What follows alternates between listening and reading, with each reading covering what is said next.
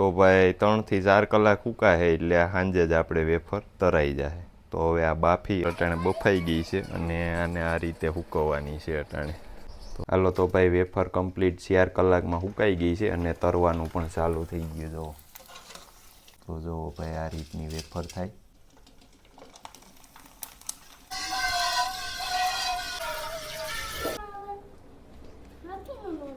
તો જુઓ ભાઈ અટાણે એસેટને દોવાનું ચાલુ કરી દીધું છે.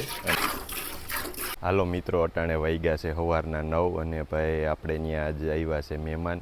અને મહેમાન ભાઈ આવ્યા ભેગા સીધા કામે વળગી ગયા છે, કેમ કે રીટાબેન છે અને વેફર બનાવવા માંડ્યા છે ભાઈ. કેમ કે આ છોકરા રહ્યા એ ભાઈ બહારની વેફર વધારે ખાય છે. તો એમ થયું કે ભાઈ ઘેરે બનાવી નાખીએ. બહારની થોડીક ભાઈ નુકસાનીકારક હોય શકે એવું લાગે છે.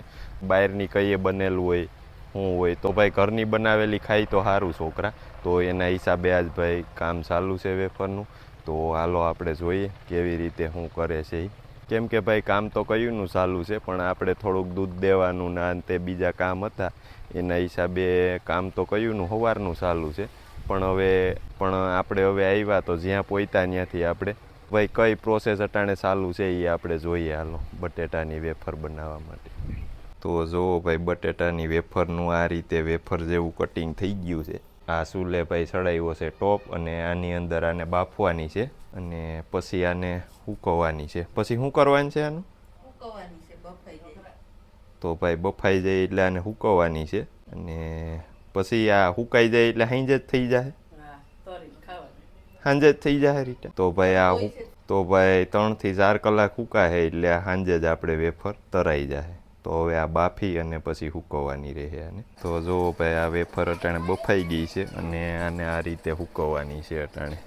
તો ભાઈ એટલી સૂકવાઈ ગઈ છે જો, અને આને 4 કલાક રહેવા દેવાની. પછી આને આપણે તરસ્યું હોત. તો હવે બધું કામ પૂરું થઈ ગયું ભાઈ. હવે ખાલી સૂકવવાની રહી આને. ખાટલા ઉપર અટાણે સૂકવવાનું ચાલુ છે ભાઈ. 3 ખાટલા ઉપર માલ નાખ્યો છે અને આ 12 કિલો બટેટા હતા. હાલો તો ભાઈ વેફર કમ્પ્લીટ 4 કલાકમાં સુકાઈ ગઈ છે અને તરવાનું પણ ચાલુ થઈ ગયું. જુઓ તો જુઓ ભાઈ આ રીતની વેફર થાય.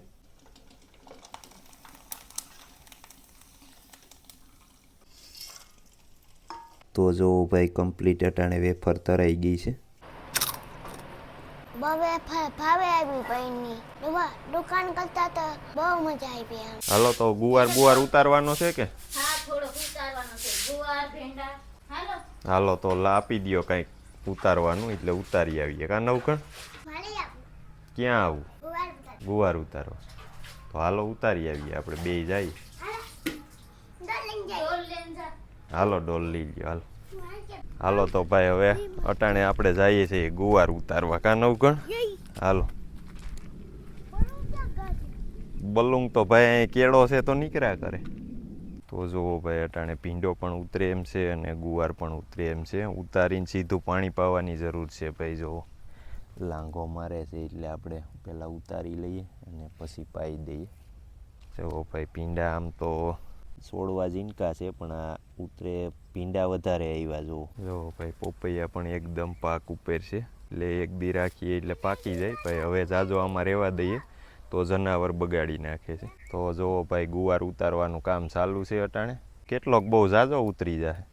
હા, જાજો ઉતરી જાય. કેટલોક ઉતરશે નવકણ? તો હાલો ભાઈ હવે આપણે પણ વળગી જઈએ એટલે કાંઈક કામ પૂરું થાય. આપણે ભાઈ ભીંડામાં વળગી જઈએ. કા નવકણ?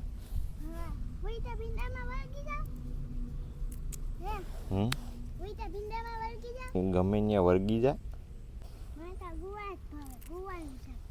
તો ગુવારનું બનાવશું. જોવો ભાઈ નવકણ હું બોલ્યો અટાણે. એમ કેમ? એવું કેમ યાદ આવ્યું તને અટાણે? જોવો ભાઈ તો નવકણ તો જેવું મનમાં આવે એવું બોલ્યા કરે. તો જોવો ભાઈ ગુવાર ને ભીંડા બે ઉતરા છે. હવે આજ શેનું શાક બનાવવાનું છે? ભીંડાનું. તો ભાઈ ભીંડા ને ગુવાર બે છે એટલે આપણે આજ ભીંડાનું શાક બહુ ભાવે ભાઈ, એટલે ભીંડા બનશે. હાલો હાઈ ક્લાસથી બનાવી નાખો. હાલો તો એમ કરીએ ગુવારનું. બીજું હું નવકણ તો કાંઈ ખાય નહીં પણ કીધા કરે બધું. કા તો હાલો ભાઈ, અટાણે વાગી ગયા છે 6 અને આપણે થઈ ગયો છે ગાયું દોવાનો ટાઈમ. તો અટાણે આપણે આવી ગયા છે એ ગાયું દોવા. તો જુઓ ભાઈ, તો પહેલાં આપણે આ ગોરીને દોવું, કેમ કે તમે જોયું જ છે ભાઈ, ગોરીને દોવી થોડીક અઘરી પડે છે. તો હાલો આપણે ગોરી દોઈ લઈએ. તો ભાઈ ગોરીની વાછડી 2 મહિનાની થઈ અને મરી ગઈ હતી. તે પછી આપણે ગોરીને આગળ હું દોઉં એ જ રીતે આપણે દોઈએ છીએ. અને જો આપણે ગોરીને ન દોઈએ તો ભાઈ સામી દિવાલ રહીને એમાં એક રાત જાય ને એટલે એ માથા જ પસાડતી હોય, નથી નીણ ખાતી, નથી કાંઈ. કેમ કે દૂધ થોડું છે ભાઈ, લીટરથી 1.5 લીટર જ કરે, પણ એટલું પણ એ જીરવી ન થકતી, માથા મંડે મારવા સામી દિવાલમાં. એને જો મૂકી દઈએ ને હાવ તો હાલો ભાઈ. અને આ એસેપ તો ભાઈ આપણી બહુ ઉતામરી થાય જો દોવા હાટું. તો હાલો આપણે હવે કાંઈ વર્ગી જઈએ દોવા. તો ભાઈ આપણે આ રીતે ગોરીને દોઈએ છીએ.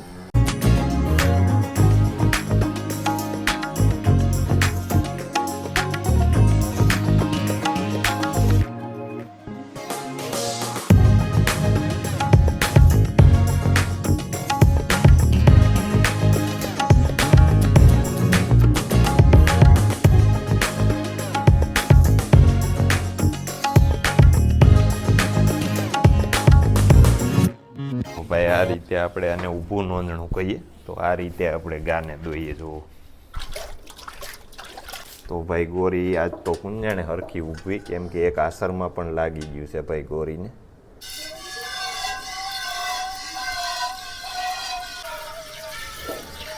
તો ભાઈ ગોરીને થોડીક આપણે દોવી કઠણ છે, આ રીતે દોઈએ છીએ જુઓ. અને ભાઈ થોડુંક સેજતું રહેવું પડે, કેમ કે આ તો ભાઈ ગા છે, આનું કાંઈ નક્કી ન હોય, જનાવર છે ભાઈ આ તો, એટલે થોડુંક સેજતું રહેવું પડે ભાઈ. 1.5 લીટર જેવું દૂધ કરે છે હજી. તો ભાઈ હવે આપણે એસેપ દોવાની છે. ગોરી તો દોવાઈ ગઈ. તો ભાઈ એસેપ તો ગમે એ દોઈ લઈએ. તો હવે હાલો ભાઈ એસેપને પૂજા દોઈ લે. આ તો ભાઈ ગમે એને દોવા દે, આ તો બહુ હોજી છે. અને આને તમે જોઈને ભાઈ, આને દોવી તો બહુ કઠણ થાય. અને જો એને ન દોઈ હોય તો ભાઈ મેં તમને કીધું એમ દિવાલમાં માથા પસાડે, માથું સોલી નાખે. જો ભાઈ તો 9 કણ અટાણે સોડે છે.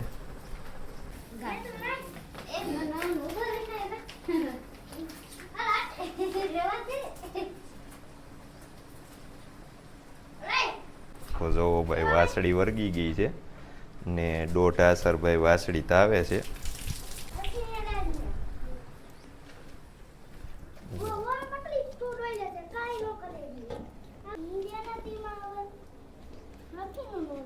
તો જો ભાઈ અટાણે એસેપને દોવાનું ચાલુ કરી દીધું છે. તો જો ભાઈ આ એસેપ એટલું દૂધ કરે છે, કેમ કે ભાઈ હજી 4 લીટર દોઈએ છીએ અને 1.5 લીટર જેવું વાસળી તાવે છે. તો ભાઈ આપણે અટાણે ગાયું દોવાઈ ગઈ છે જો. તો ભાઈ નીણે આપણે નાખી દીધી છે ને જો 9 કણ અટાણે વાસળી આવી હિંમત કરે છે.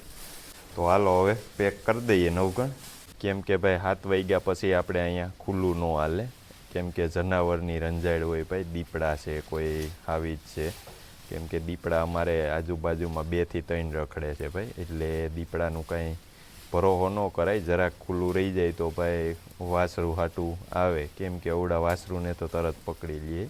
તો હાલો ભાઈ હવે આપણું કામ થયું પૂરું અને આપણે કરી દઈએ દરવાજો બંધ.